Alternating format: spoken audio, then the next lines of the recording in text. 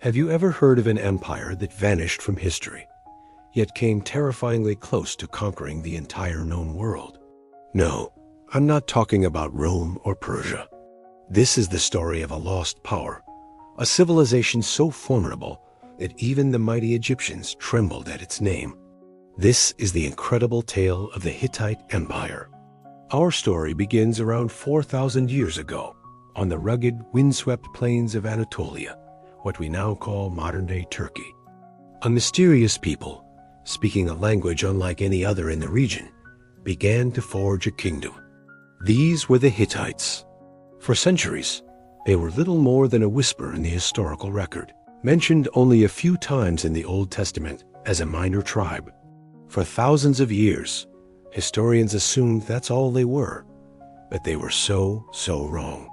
In the late 19th and early 20th centuries, archaeologists digging in Turkey unearthed the ruins of a colossal city, Hattusa. Sprawling across a rocky citadel, protected by massive walls, this was the capital of the Hittites. And as they deciphered the thousands of clay tablets found in the city's archives, a stunning picture emerged. This wasn't some minor tribe.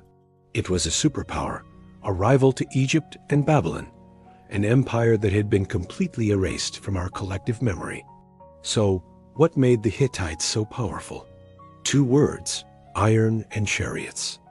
While their neighbors were still fighting with bronze, the Hittites were masters of the new supermaterial, iron.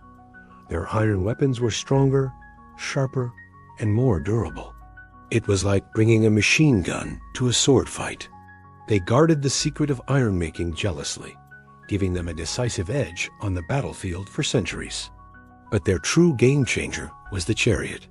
Now, other kingdoms had chariots, but the Hittite design was a masterpiece of military engineering. Egyptian chariots were light and fast, carrying two people, a driver and an archer. They were great for skirmishing.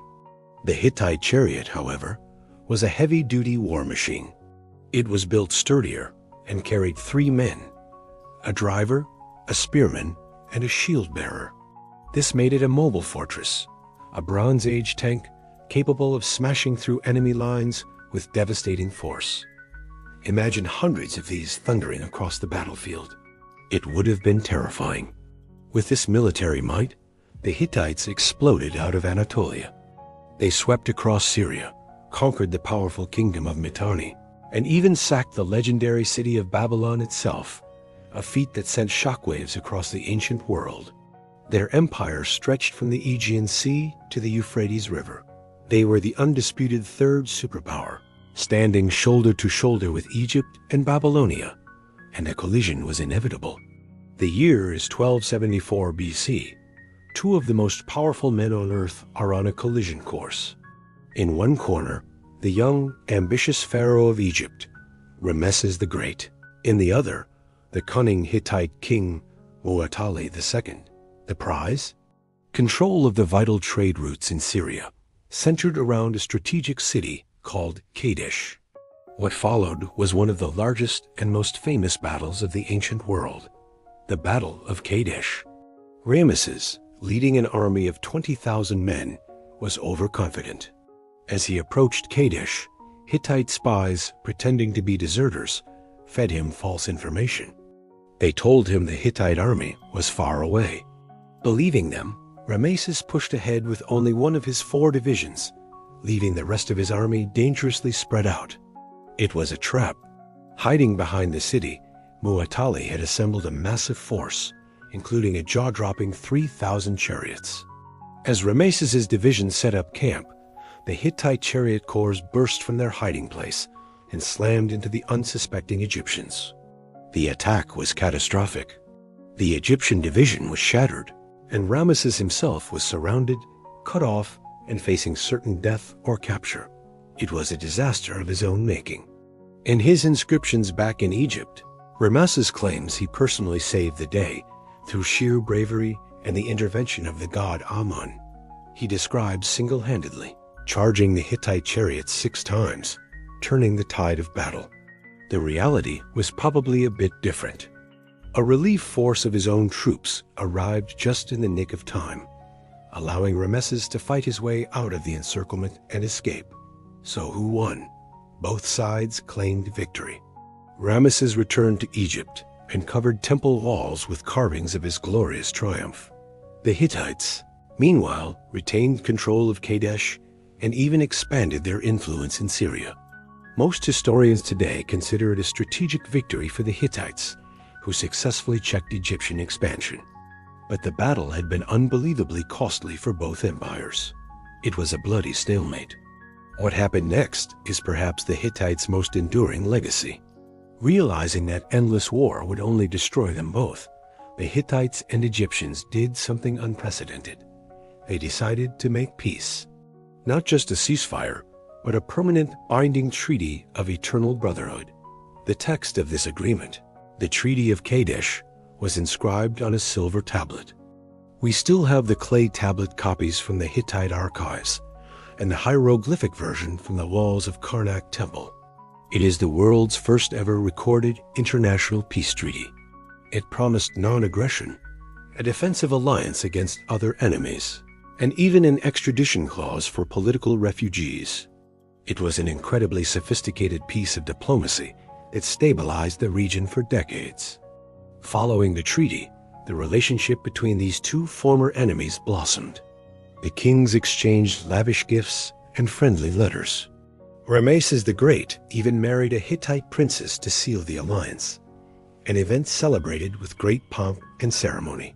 For a time, it seemed like a golden age of peace and prosperity, orchestrated by the forgotten masters of Anatolia. But empires, no matter how powerful, can fall. And the fall of the Hittite Empire was as sudden as it was complete. Around 1200 BC, a perfect storm of crises hit the ancient world. Historians call it the Late Bronze Age collapse.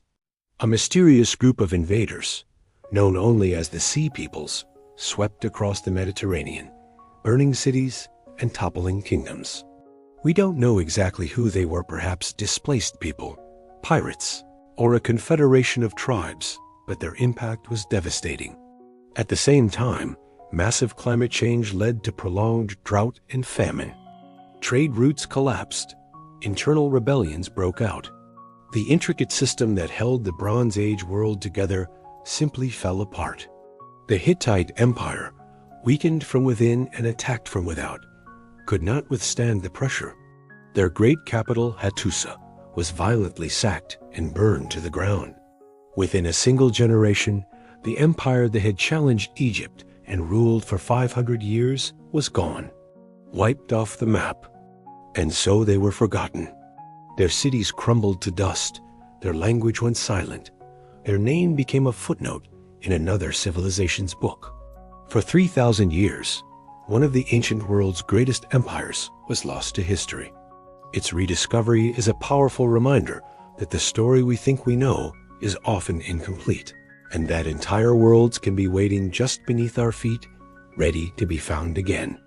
The Hittites show us that history is not a simple line from one famous empire to the next. It's a complex, messy, and fascinating web of rising and falling powers. They were innovators in war and pioneers in peace. They built an empire that almost conquered the world and then vanished, leaving behind a mystery that took us thousands of years to solve. Thanks for joining me on this journey back in time.